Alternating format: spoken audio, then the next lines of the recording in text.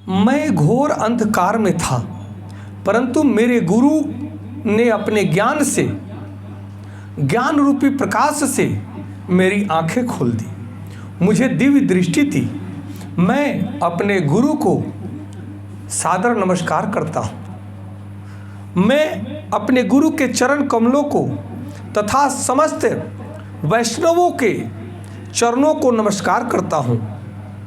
हे कृष्ण, आप दुखियों के सखा तथा सृष्टि के उद्गम हैं। आप गोपियों के स्वामी तथा राधा रानी के प्रेमी हैं। मैं आपको सादर नमस्कार करता हूँ। मैं उन राधा रानी को प्रणाम करता हूँ जिनकी शारीरिक कांति पिघले सोने के सदृश है, जो वृंदावन की महारानी है। आप राजा वृषभानु जी की पुत्री हैं और भगवान श्री कृष्ण को आप अत्यंत प्रिय हैं। मैं भगवान के समस्त वैष्णव भक्तों को सादर नमस्कार करता हूँ। वे कल्प वृक्ष के समान सबों की इच्छाएं पूर्ण करने में समर्थ हैं तथा पतित जीवात्माओं के प्रति अत्यंत दयालु हैं। मैं श्री कृष्ण के सभी चैतन्य भक्तों को मैं कोटि कोटि प्रणाम करता हूँ। श्रीमद् भागवत गीता यह वैदिक ज्ञान का सार है और वैदिक साहित्य का सर्वाधिक महत्वपूर्ण उपनिषद है। भगवत गीता का मर्म भगवत गीता में ही समाहित है और भगवत गीता के द्वारा ही व्यक्त भी हो रहा है। इस प्रकार यदि हमें किसी औषधि विशेष का सेवन करना हो तो उस पर लिखे हुए निर्देशों का पालन करते हैं। हम अपने मनमाने ढंग से या किसी मित्र की सलाह से औषधि नहीं ले सकते। इसका सेवन लिखे हुए निर्देशों के अनुसार तथा चिकित्सक के निर्देशानुसार करना ही होता है। इसी प्रकार भगवत गीता को इसके वक्ता द्वारा दिए गए निर्देशानुसार ही ग्रहण करना है या स्वीकार करना चाहिए। भगवत गीता के वक्ता भगवान श्री कृष्ण हैं। साक्षात परमेश्वर के अवतार भगवान श्री कृष्ण श्रीमद् भागवत गीता का उपदेश देते हैं। भगवत गीता के प्रत्येक पृष्ठ पर उनका उल्लेख भगवान के रूप में हुआ है।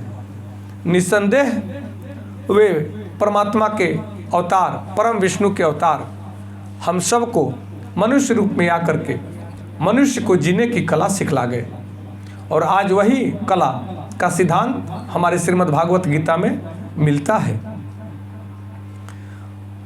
यहाँ पर भगवान अर्जुन को सूचित करते हैं कि भगवत गीता की यह योग पद्धति सर्वप्रथम सूर्य देव को बताई गई। सूर्य देव ने इसे सुन करके मनु को बताया और मनु ने इसे इक्ष्वाकु को बताया। इस प्रकार गुरु परंपरा द्वारा यह योग पद्धति एक वक्ता से दूसरे वक्ता तक पहुँचती रही, लेकिन कालांतर में यह छिन्न भिन्न हो गई। फलस्वरूप भगवान को इसे फिर से बताना पड़ रहा है। इस बार अर्जुन को कुरुक्षेत्र के युद्ध स्थल में भगवान श्रीमद् भागवत गीता का उपदेश दे रहे हैं। भगवान कहते हैं कि यह विद्या कालांतर से चली आ रही है।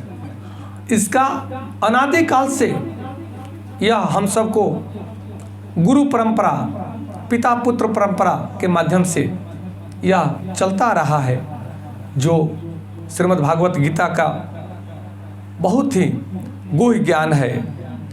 वे अर्जुन से कहते हैं कि मैं तुम्हें यह परम रहस्य इसलिए प्रदान कर रहा हूँ क्योंकि तुम मेरे परम भक्त हो और परम मित्र हो। इसका तात्पर्य यही हुआ कि भगवत गीता ऐसे ग्रंथ है जो विशेष रूप से भगवान के भक्त के लिए ही है, जो भगवत भक्त के निमित्त है। इसलिए हम सब का परम कर्तव्य बनता है कि हम सब आपस में बैठकर भगवान के भक्ति में श्रद्धापूर्वक श्रीमद् भागवत गीता के सिद्धांत को सुने, कहें और इसके गूढ़ रहस्यों को अपने जीवन में धारण करके अपने जीवन को दिव्य बनाए। तभी हम सबका जीवन सफल हो पाएगा। क्योंकि भगवान कहते हैं कि वे मूढ़ हैं जो अपने जीवन की समस्याओं का समाधान नहीं कर पाते। वे अज्ञानी हैं जो समस्याओं से घबरा कर भागते हैं और समस्याओं का सामना नहीं करते। भगवान कहते हैं कि उन पर दया आती है जो इस मनुष्य जीवन को पाकर, जो अत्यंत दुर्लभ है, इसको पाकर भी अपने जीवन के कल्याण के लिए कभी सोचते नहीं है, इस जीवन से मुक्ति पाने के लिए कभी विचार नहीं करते और वे इन भौतिक विषय वस्तुओं में अपने इंद्रियों की तृप्ति में लगे रहते हैं और यही करते हुए सुख दुख भोगते हुए अपने जीवन को अंततः नष्ट कर देते हैं। फिर यह मौका जल्दी नहीं मिलता। यह मौका तो तभी मिलता है जब 84 लाख योनियों के बाद मनुष्य का योनि प्राप्त होता है। जो व्यक्ति अपने इस दुर्लभ जीवन के महत्व को नहीं समझा, वह तो महत्वहीन होकर ही मृत्यु को प्राप्त हो जाएगा, अपने जीवन को व्यर्थ ही बर्बाद कर देता है। इसलिए हम सबका परम कर्तव्य है कि भगवान कृष्ण के बताए इन सिद्धांतों को अपनाकर अपने जीवन को सार्थक बनाएं और अपने जीवन को धन्य बनाएं, अपने जीवन में ही मोक्ष की प्राप्ति करें। जय श्री कृष्ण, जय श्री राम।